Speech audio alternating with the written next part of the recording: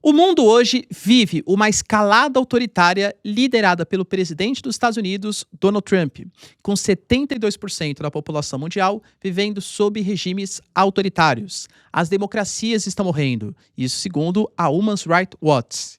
Importante ressaltar que ele coloca o governo americano como um dos principais responsáveis por esse problema e coloca um país que pode salvar esse processo, que pode salvar a democracia internacional. E, surpreendentemente, esse país é o Brasil.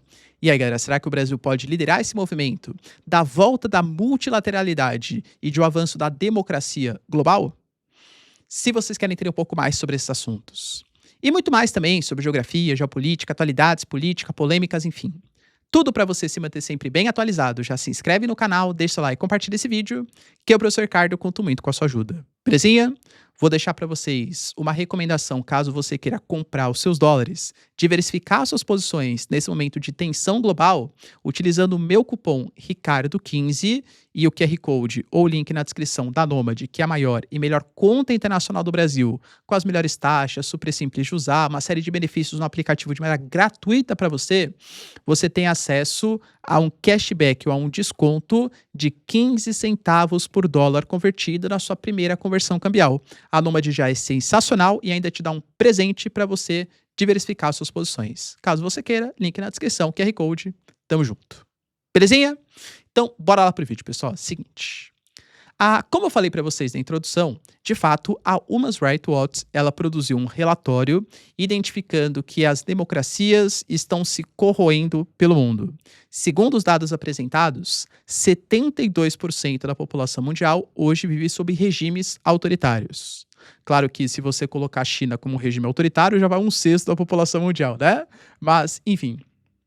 Segundo o relatório, o mundo hoje tem um avanço autoritário impulsionado pelo governo Trump. A democracia agora está de volta aos mesmos níveis que em 1985, com 72% da população sob regimes autoritários. Rússia e China são menos livres do que eram há 20 anos, e os Estados Unidos, que também lidera esse processo.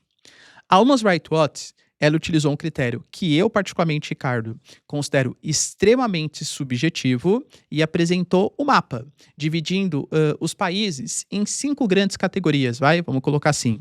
Eles colocaram que existem os países como a China, que são autocracias fechadas, onde você não tem eleições que são multipartidárias para o poder executivo e inexistem componentes fundamentais, como liberdade de expressão e liberdade de associação.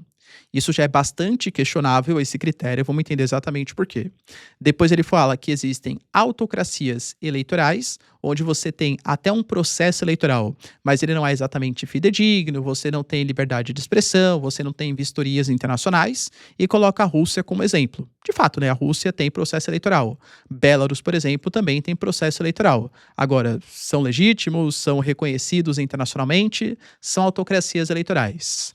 Ele coloca um terceiro grupo, que é a autocracia zona cinzenta ou a democracia zona cinzenta, colocando que existem, depende de governo, depende de momentos, confianças maiores ou menores nas instituições democráticas. Os países do Sudeste Asiático, né? Você pega, por exemplo, a Malásia, a Indonésia, por exemplo, estão nessa categoria. Aí você tem as democracias, que são democracias eleitorais, por exemplo, o Brasil, a Argentina, o Paraguai, né? Enfim, que são países que têm eleições livres, eleições democráticas, eleições reconhecidas internacionalmente e que têm um nível satisfatório, não exatamente perfeito, mas satisfatório, de liberdade de expressão e livre associação para organizações, partidos políticos e por aí vai. E tem as democracias liberais, que segundo o relatório é o suprassumo, né? Onde você tem eleições que são livres, eleições reconhecidas, eleições executivas federais que são multipartidárias, e você tem um respeito à dignidade humana e à liberdade civis e uma igualdade de liberdade de expressão perante a lei. E aí coloca a França, Estados Unidos, Espanha, enfim, a Itália, como países que respeitam esse processo. Por que eu falo para vocês que é muito questionável essa metodologia? Ela claramente utiliza o modelo de democracia liberal ocidental para definir exatamente o que é democrático e o que não é. Sempre trago para vocês que a gente tem níveis diferentes de saber exatamente o que é uma democracia. Democracia, governo pelo povo, né? Ou seja, o povo governando, a democracia representativa, a democracia liberal ocidental. Talvez o exemplo mais icônico, mais didático para vocês, seja o exemplo da China. Eu acho que quem é velho de guerra, né, eu já trouxe essas palavras para vocês. Eu li uma entrevista de um membro do Politburo, que é uma elite política, né, da China, faz um tempinho já, inclusive, bem interessante, porque eu sempre gosto de tentar entender localmente o que as pessoas, os políticos, né, estão pensando, para considerarem que o seu é o melhor modelo de governo. E ele fala o seguinte: ele colocava que a China ela é muito mais democrática do que os Estados Unidos. E eu pensando com o meu viés de democracia liberal ocidental, tendo a discordar dessa proposta, né? Pô, você pega em nível federal, você tem o Partido Comunista Chinês como único partido, são eleições ali indiretas, entre aspas, né? Para você, dentro do Comitê Central, eleger o Politburo, eleger o secretário-geral, enfim. Mas o que que ele coloca? Que dentro do que a gente chama de uma democracia no Ocidente, você pega, por exemplo, deputados, senadores, presidentes, muitas vezes eles são eleitos sem representar necessariamente a ideia do povo, mas sim porque existem lobbies muito poderosos que o elegem, seja da bancada ruralista, seja da bancada, sei lá, né, bancada do bancada, religiosa, ou enfim, qualquer outra bancada, né, bancadas também de esquerda, bancadas feministas, mas que isso não representa necessariamente o anseio da população. Além do que figuras como Donald Trump, que ficaram muito mais conhecidas pela sua capacidade econômica e capacidade de empreendedorismo, estão representando o povo, que não tem necessariamente as mesmas prerrogativas. Ou seja, o capital, ele tem muito mais poder de decisão para saber quem vai legislar do que exatamente se o cara está representando ou não a população. Enquanto no Partido Comunista Chinês não existe um único partido, em nível nacional, claro que sim, né? Mas em níveis locais existem outros partidos e que você, para fazer parte da política chinesa, tem que aprender sobre a filosofia, sobre a história, tem que fazer um curso de formação. Se você for indo bem em cargos menores, você vai ascendendo dentro do partido até virar um membro de elite, aí eventualmente, né? O secretário-geral, ou seja, o presidente da China do Partido Comunista Chinês. Ah, professor, tá errado. Beleza, no seu modelo sim, mas para os chineses podem ser que esteja certo. Além do que, uma democracia, um governo pensando no povo, cara, se a gente pegar, por exemplo, para os valores chineses, a questão do que a gente coloca como liberdade de expressão, talvez não seja tão primordial para alguém da China, da República Popular da China, do que é para alguém dos Estados Unidos ou alguém do Brasil. E só porque eles escolhem ter uma questão de segurança, um controle do Estado maior, para promover uma redução da desigualdade ou uma redução da pobreza, como a China teve nos últimos anos, é menos democrático? Ah, professor, para mim sim, para mim não. Enfim, vocês entendem que é muito subjetivo? Eu não estou defendendo aqui o modelo chinês. Aqui a audiência é qualificada, né? Tenho certeza que vocês estão entendendo isso. Eu estou falando que os critérios, eles são muito subjetivos. Então tenham noção que esse critério é um critério do modelo de democracia liberal ocidental, tá?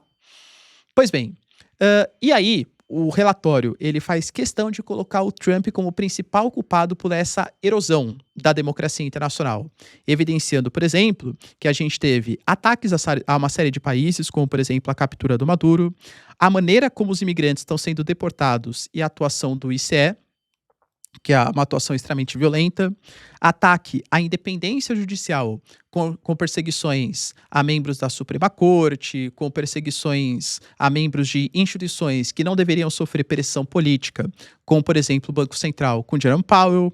Fala também de minar a confiança do processo eleitoral. A gente teve, por exemplo, o Trump participando de um podcast recentemente, alegando que as eleições foram sim fraudadas, que em 2020 ele venceu o processo eleitoral, e aliás, até algumas coisas um pouco preocupantes. O Steve Bannon, por exemplo, que é um ideólogo do Trump, colocando que nas próximas eleições, os agentes do ICE, eles vão ficar em torno das urnas eleitorais para evitar fraudes. Agora, convenhamos, um estado em que você tem uma força do governo do lado das urnas para fazer a pressão, para fazer a votação, é no mínimo uma pressão política, um estado policialesco, um estado de medo, né, constante ali, principalmente para quem não compactua com as ideias do Trump. E o Trump falou também em federalizar a contabilização dos votos. E isso vai contra uma longa tradição federalista dos Estados Unidos, do modelo de delegados, enfim, que a política americana estabelece como a melhor para eles, né? Então isso também seria uma erosão do processo democrático. Fala, por exemplo, de corrosão da privacidade e a intimidação de oponentes, dos Estados Unidos terem saído de vários órgãos da ONU, inclusive dos direitos humanos, e também de reduzir o assistencialismo internacional. E aí propõe tentativas de mudança, né, tentativas de solução. Dentre essas tentativas de solução, fala que os países que se notabilizam pela democracia devem se unir e exigir a multilateralidade e o respeito às instituições internacionais. Como eu venho falando para vocês, acho que isso é cada vez mais difícil. Seja a OMC, seja a ONU, que está numa gravíssima crise, não só econômica, mas uma crise também de credibilidade. E aí o relatório faz questão de colocar o Brasil como referência, alegando que o Brasil tem um papel essencial pelo peso internacional e a voz que representa para o Sul global e a tradição pelos valores democráticos e multilaterais. Cara, não sei se eu concordo muito, né? Se você for pegar a história do Brasil, o Brasil é mais marcado por ditaduras do que exatamente por democracias. Seja durante o Estado Novo do Getúlio Vargas, seja pré-período, né, de proclamação ali da República, seja de 64 até 85 durante a ditadura militar. Então o Brasil não é conhecido pelos seus valores democráticos. Talvez aí nos últimos 30 anos, né? Mas é um período recente aí da nossa história. E de defesa dos organismos multilaterais, aí até concordo. O Brasil ele se notabiliza, né, pelo viés mais diplomático, tudo tal, tendo uma participação bem importante na ONU. Só que coloca que o Brasil apresenta alguns problemas, e até por isso o Brasil não ficou nesse modelo de democracia o mais alto nível, colocando que a grande preocupação está a respeito da corrupção, que de fato corrói os valores democráticos. Cara, querendo ou não, né? Independente se você é petista, se você é bolsonarista, se você, sei lá, qual é o seu tipo de partido político aí que você tenha. Durante o governo Lula, por exemplo, a gente teve denúncias do escândalo de Mensalão. O escândalo do Mensalão nada mais é do que o poder executivo comprando o voto do poder legislativo. Se você não tem independência entre os três poderes, o poder executivo manda no poder legislativo por meio de compra com dinheiro ilegal, você está promovendo uma disruptura no processo democrático.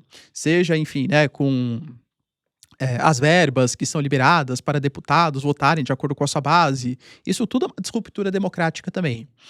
E coloca principalmente a associação do crime organizado às instituições nacionais, a parte política e a parte da polícia, colocando envolvimentos, né, de grupos como o CV, sabe o que eu tô falando, como o PC da capital, sabe o que eu tô falando também, né? Com esquema de lavagem de dinheiro, com envolvimento, por exemplo, com milícias, com com grupos políticos. Então isso também tende a distorcer a democracia. Mas coloca que o Brasil tem que ter um papel central na defesa da democracia global para impedir a erosão da democracia internacional. E aí, galera, será que a gente vai conseguir liderar esse processo? Lembrando que eu até trouxe para vocês, ressalto, tivemos uma informação interessante aí no passado recente. Alexander Lukashenko, presidente da Bielorrússia, conhecido como o último ditador da Europa, alegou que a eleição brasileira estava em risco e por isso ele, que está no poder desde 1994 e nas últimas eleições, as eleições foram totalmente contestadas, poderia ser um apoiador do Brasil para que as eleições fossem livres e justas. Espero eu que não no modelo de Belarus, né, da Bielorrússia. Mas que de fato as eleições brasileiras são reconhecidas internacionalmente, isso elas são, né? Espero que assim continuem em um futuro próximo. Beleza, pessoal? Acho que o Brasil pode liderar esse movimento pela democracia internacional? Deixa aí nos comentários, quero saber sua opinião. No mais, se vocês curtiram o vídeo, tamo junto, beijos, abraços e tchau, tchau.